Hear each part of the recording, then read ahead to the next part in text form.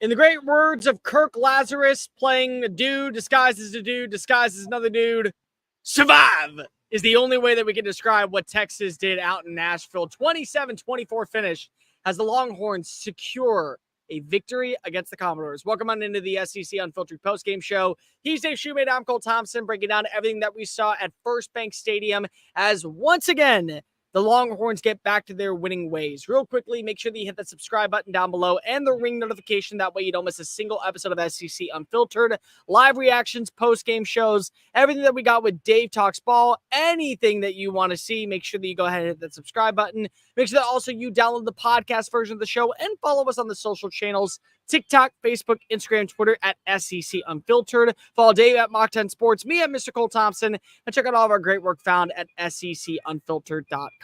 This episode is brought to you by our friends over at Roback. Go to Roback.com and use the promo code SECU for 20% off your first purchase. Joggers, polos, hoodies, shorts, much, much more. Look good, feel good this upcoming fall on game days at Roback.com. Dave, it was a fight to the finish. Honestly, one that I did not expect to happen. But to be fair, the Commodores proved today, in my opinion, that there is a new aura around the program. It just wasn't enough to beat a team that many believe can still hoist up a national title at the season's end.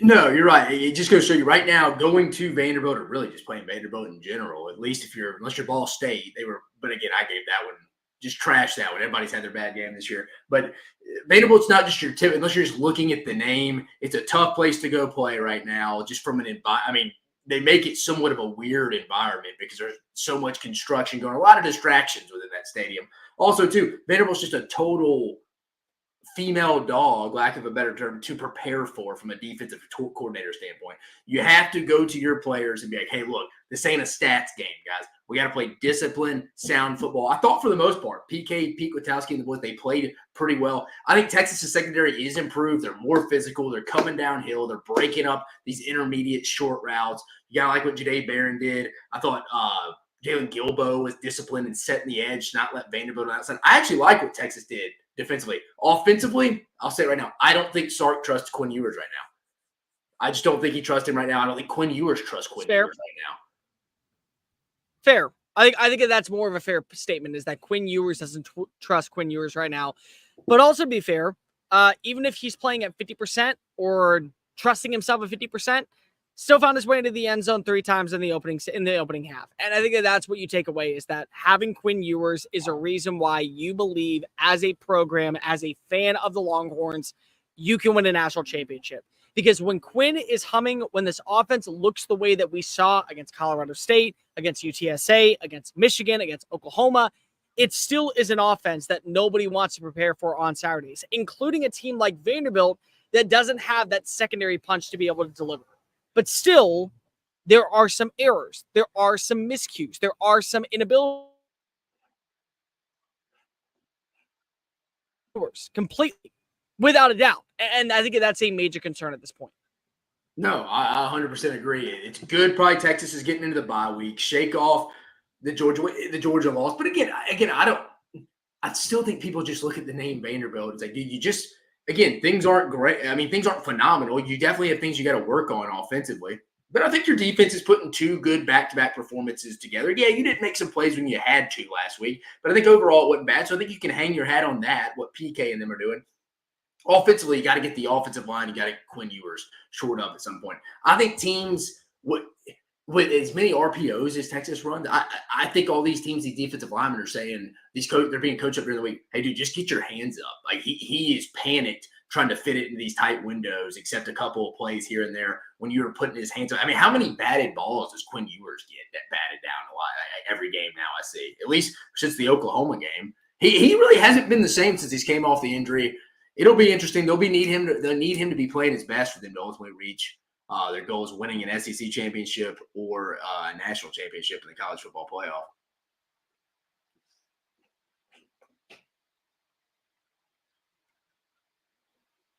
Can you hear me, Cole? No, I thought overall, though, before we get Cole back in, I think he had it cut out. He was at a Starbucks doing something real fast. But it kind of seems like Texas, there's no receiver has a big game at the same time. Where is Isaiah Bond at? He's banged up a little bit, but what's the like? He got banged up against Oklahoma, but what's the long-term effect on this? That's what I would like to see, kind of find out from Texas from this standpoint. Again, I think the bye week comes good for a lot of teams next week. Missouri, Alabama, Texas fits into that before they play Florida and get on their last kind of quarter or third of the season. That's where I'm kind of saying you got to go home. You got to do some self-scout, figure out why we are not playing well up front on the offensive line. It has a bunch of talented dudes across it. I think the other part that you have to really take into consideration is that their defense showed up today on multiple occasions. I mean, Yep. Diego Pavia has been such a nightmare for teams on so many different levels, with the ability to pass deep downfield on one or two shots, the ability to keep drives alive with his legs. They made him one-dimensional for most of the afternoon. Now, don't get me wrong. They were able to kind of pull back in. They were able to get a late score. They were able to get the onside kick. But when you make Diego Pavia have to win with his arm and you take away his rushing ability, which still, I mean, he led the team in rushing. I think if I'm not mistaken, he finished with, it was something about 67 yards, 4.2 yards per play, had that big rushing touchdown to begin the afternoon. Once you were able to kind of minimalize his success on the ground, it became a favor in Texas's side. And it became a way to where Texas felt like they were able to show what they truly are. And there's a lot of teams out there, Dave, that don't have quarterbacks built like Pavia, that will trust their rushing attack, that will trust their mobility as really their third resort. When you look at quarterback play, there's so many opportunities to where we watch first read, second read, third read. For a guy like Pavia, it's first read. Halfway through your second read, you already know if you're going to tuck and run or if you're going to pass the football. Once they made it unavailable for him to tuck and run, you saw the abilities of where Texas kind of pulled away. And then when they didn't, it was more so because of turnovers. The one thing that we can take away also from Vanderbilt's side is they capitalized on turnovers. Opening drive, they get an interception. They find a way to be able to punch it on in for 7 points. Second half, they get it to interception. They find a way to punch it on in for 7 points. 14 of the 24 points that came from Vanderbilt were on plays that were created by turnovers from their defense. Yeah, and Texas is getting no points off turnovers. I thought something 0 touchdowns on 5 turnovers in the last few games. I mean, that's rough. You got to be taking advantage of that if you're Texas. Because like you say, Cole, I'm pretty fired up about their defense. I mean, here's a good question for you. Because I feel like they're pretty similar in how they're operating right now. Who do you have more faith in winning a championship this year, Texas or Tennessee? Both Texas. defenses are carrying them right now from a pretty good standpoint. Both quarterbacks kind of got to get going, some confidence level. So you're going with Texas? Texas, 100%. Because I know what I can expect from this offense, even when it is a B- performance. I don't know what to expect from Nico Iamaleava at this point. When we talk about the UT that I'm talking about is the one that I have seen play in C+ overall game like they did at sometimes today and still win, and we're leading up by 10 points going into the fourth quarter.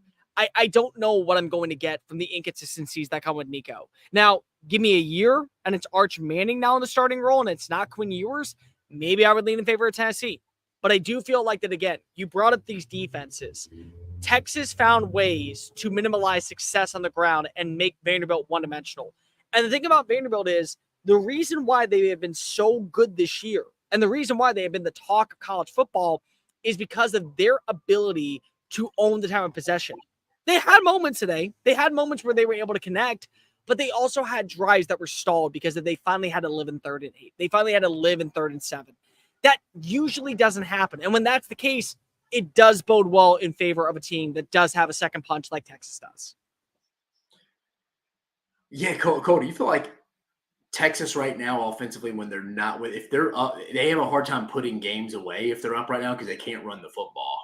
You can only keep dropping back, checking it down so much, and put your defense back on the field. Unless they get a run game going, and again, you got time.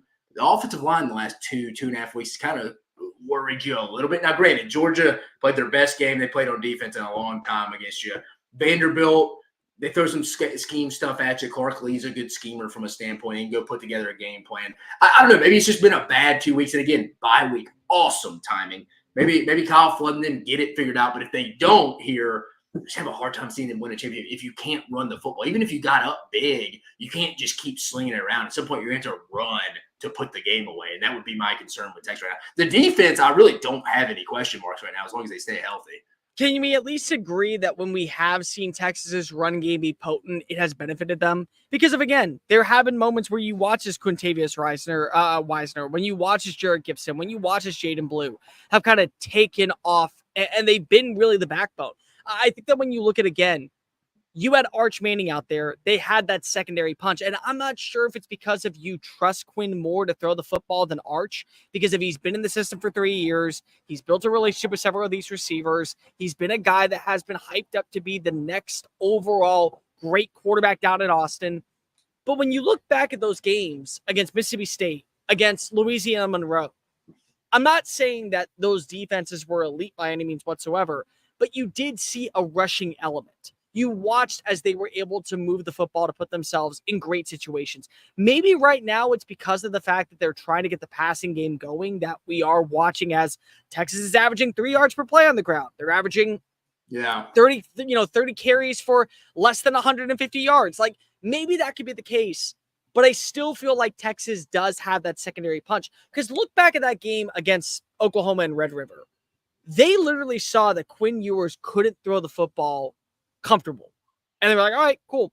We're going to average 5.9 yards per run against an Oklahoma defense that has shown you at times this year they're still one of the best in the conference. It's not a good defense for college football. It's a great defense for college football. And they average over 5 yards per play. So I feel like that the last 2 weeks, they haven't been able to get the ground game going. But just because they haven't been able to do it against a defense like Georgia or a defense like Vanderbilt, it doesn't mean it can't find its identity when they play against Florida, when they play against Arkansas, when they play against Texas A&M. No, I'm saying to win a championship when they get in these later playoff games against these better fronts, I don't know. I don't know if you can consistently go do that for 4 or 5 straight weeks. Sure, but at the same time, can they maybe find a way to get a couple of drives where you don't need to have 175 rushing yards per game, but you need to have 125, but 2 of those drives end up being big explosive plays, 30-yard runs, 35-yard runs, and then that sets up the passing attack. Maybe that could be the case. It was a little concerning, though, today that it did feel like if Quinn wasn't finding success through the air, Texas offense was not finding a second punch, like we saw in Red River and like we saw against Mississippi State. Yeah, and then the penalties were something not big. Again, it goes to show you just a lot of these teams now, it's not just a Texas thing. A lot of these teams are committing a lot of penalties on the road, more so than I remember in a while. And I'm sure the portal lack of continuity has something to do with it. I don't 100% wholeheartedly just blame that, but still, it seems like we see every game. There's always these road teams go in and just have a ton of penalties in these environments in the SEC. I mean, it makes sense, but that's something Texas got to clean up too. But again, I'll say this: if you take, I don't want to do the ifs things, but you could tell in the first half Texas was kind of on the right track to maybe pulling away and winning this comfortably. But the penalties and the lack of ability to run the football, I think, kind of kept Vanderbilt in the game. Vanderbilt took advantage of their opportunities off their turnovers. Texas didn't, and that's why it was close at the end. But maybe doesn't that also say a lot about where Vanderbilt is as a program? Where in years past, maybe they get that one big drive and it's 7-0, and then they're down 21-7, and the final score reads 54-10 because the backups are in and they're allowing them to score because they feel pity on them. Vanderbilt made it a game. Vanderbilt's defense stepped up, and they really did a nice job eliminating explosive plays in the second half to give their offense a shot. And unfortunately for Diego Pavia, I thought he had a very solid day. Those 2 interceptions, the one that came in the fourth quarter, that was a heat downfield, just trying to make it to be successful. It was bad at the line of scrimmage, hung in the air forever to where you watched as 18 was able to come away with the interception. Like, I feel like that, again, if we were talking about Vanderbilt in the way that we have underneath Derek Mason, underneath the very beginning of the Clark Lee era, this would be a team that we would basically believe is dead going into the fourth quarter. And they made things interesting. They at least showed that Texas had to earn this win in the SEC, which also does strengthen, in my opinion, the overall aura of the SEC at this moment. Yeah, no, I agree with you. It's not just your normal Vanderbilt road game. Road win across the board, top 25 road win. Texas, you take it, get in the bye week, got some things to clean up. But you know what? Everybody else in the league has stuff to clean up too. So Dave, do you still feel like that there is a win on the horizon for Vanderbilt? Like, and I'm not saying like Auburn, or I'm not saying like that they can't beat up on a lesser tier opponent. I'm saying Tennessee comes to town at the end of the year. If they play the way they did today, is that enough to believe that there is another upset on the horizon at First Bank Stadium? Just in general, a conference win? Just in general, conference win. Not Auburn, because again, I've made it clear. I think that Vanderbilt gets the win over Auburn. I think that they'll be I think that they will be bowl eligible. But the Tennessee game is more so what I'm looking at. The game against South Carolina, with their way their defense looked. The performance that we saw today and the fight back, really that secondary last hurrah, fourth quarter kind of comeback to make things too close for comfort. If that occurs, do you think that there is a win on the horizon for Vanderbilt to where 7-5, 8-4 is still possible? Probably depends on some injury stuff from these other teams. Like, what's LSU doing at that point? I mean, it's the second to last game of the year. Tennessee, I mean, if they're playing for a playoff berth and not to go 9-3, say they lose to Georgia and they're 9-2 rolling in there. I mean, God, it'd be a bad loss for Josh Heupel to miss the playoffs, losing at Vanderbilt, even with an improved Vanderbilt team. That would be tough. I mean, yeah, on a given day, I could definitely see Vanderbilt winning any of these at South Carolina at home, especially after a tough physical A&M game South Carolina will be playing. I could definitely see them upsetting South Carolina on a given day. LSU, it'll be a tough matchup, something they haven't seen. That's the problem. A lot of these teams never see this offense, and you prepare for it for 1 week. It's kind of a bitch to prepare for lack of a better term. So I think it could definitely keep some defenses on their edge of the seat. Am I ready to say they're going to win one of those? I don't know. I mean, could they? Yeah, I'm not overly confident outside of Auburn they win one of them, though, right now. Out of curiosity, when you look at Texas, let's just say somehow LSU gets 10-point victory tonight. They find a way to beat up on A&M on the road. With the performance that we saw today, with the limitations that we've seen from Quinn over the last few weeks, with the inability to run the football exclusively, do you feel like this is a team that deserves to move down the rankings despite getting a win? Because we see this from time to time where a team will pull away and get a victory, but they don't look good in the process. And because another team looks better, they catapult them. And so we drop them a little bit. Is that Texas right now? Or is it simply they don't have a healthy quarterback? They have some questions on their wide receiver. I mean, they have some questions at the run game. They played against a really scrappy, hungry Vanderbilt team. Let's give them credit where credit's due. No, I don't think Texas should drop. I mean, you got a top 25 road win. I know people just see the V, they see Vanderbilt, they just kind of think of Diego. Probably. I wouldn't say it's necessarily a tough place to go win. There are probably more Texas fans there, just like there were when they played Alabama. But it's still a top 25 win when you watch the actual football games and take away the tradition of the team these guys are currently playing for.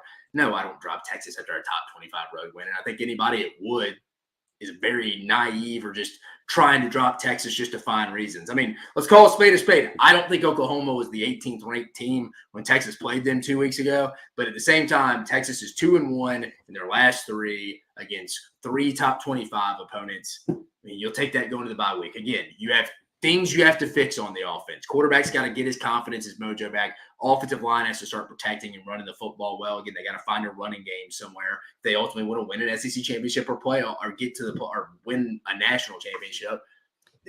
But I'm not really down on it. It's whatever. Just get to the bye week, go back to the drawing board a little bit. Let's figure ourselves out.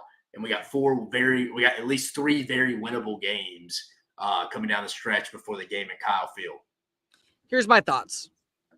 If Texas looked better against Georgia and they made it a close call and it wasn't a 15-point swing and they didn't need to see bottles be thrown onto the field and they didn't have that early downfall to where they were down by 3 scores, nobody would be complaining about a 3-point win over Vanderbilt. Because the problem is that we don't give enough respect to Vanderbilt and what they've done at this point. They are a team that beat the #1 program in the country, which, by the way, just beat the brakes off of Missouri. And again, I get it. Brady Cook didn't play in the second half, but still, they were up 13-0. Vanderbilt took that team to double overtime. And they've also looked really good against quality opponents. Virginia Tech is starting to look better than advertised. They're right back in the conversation to potentially get an upset over Clemson and make it to Charlotte and be in the college football playoff hunt as the winner of the ACC. Like, that's where we're at with Vanderbilt. And because of so many people think that Vanderbilt is just the same old underwhelming. They belong in the conference because of their part of the Southeastern region. They've been here forever. So we're going to go ahead and take that away.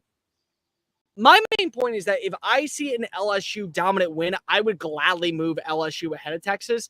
But if I see another close call, it's hard for me to buy into that. Texas still is one of the better teams in the SEC. They're still one of the better teams in college football. Vanderbilt played an aggressive performance. They found a way to not shoot themselves in the foot and make this thing interesting, which again, I think I think the other part that we don't give enough consideration to, Dave, is look back at Texas last year.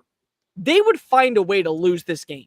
They always found a way to lose this game for years and years and years. They didn't.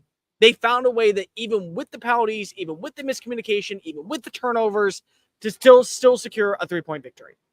Yeah, no, yeah. I personally said I don't drop them, and I respect the win at Vanderbilt. If we drop them, you drop them maybe one spot. And it's because of LSU. Let's be honest. The first rankings don't. I mean, I don't even look at the AP. Like, I really don't. The first ones that will matter is when that CFP, and I think this year more than ever, those first rankings will matter because it's really going to tell you, setting the tone. How does the playoff committee look at Bama's win against Missouri? Or how do they look at their loss against Vandy? How do they look at Texas' win against Vandy? How do they look at that loss? That is what I'm looking forward to, more so than probably the AP poll across the board.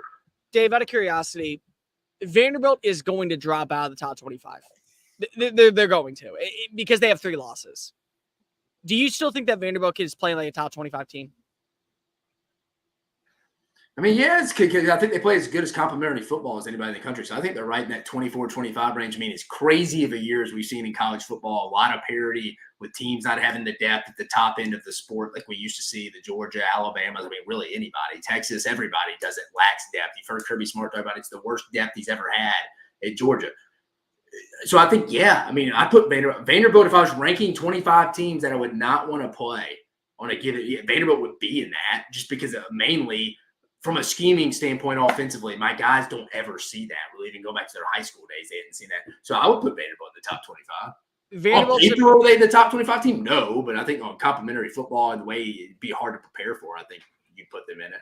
The reason why I cannot stand the AP poll is because if we look at wins and we look at where somebody gets a win and we don't consider losses, Vanderbilt had a hard-fought loss today, and they nearly found a way to pull off another upset to where the fans were rushing the field.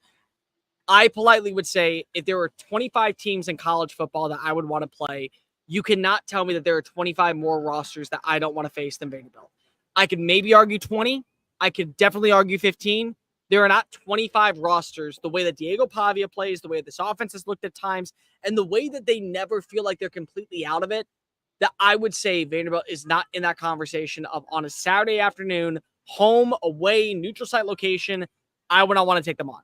That's just my 2 cents on the situation. No, they're hard to prepare for. I mean, they neutralize your athleticism because they make you stop and think you got to be gap sound and play assignment football. You can't be worried about stats and stuff like that. So that's where I would totally put Vanderbilt in the top 25. Texas secures the victory on the road. They get to go in the bye week and hopefully figure some things out, get a healthy Quinn Ewers, but more importantly, they get to keep their hopes alive on making it down to Atlanta. Like, rate, review, subscribe. Make sure that you're following us on the social channels, TikTok, Facebook, Instagram, Twitter. Follow Dave at Mach 10 Sports, me and Mr. Cole Thompson. Check out all of our great work found at SECunfiltered.com. For Dave Shumate, I'm Cole Thompson, Longhorn Nation, Commodore Country. Have a good night, and just remember, it's only one game. The rest of the season is still far, far, far ahead. Peace.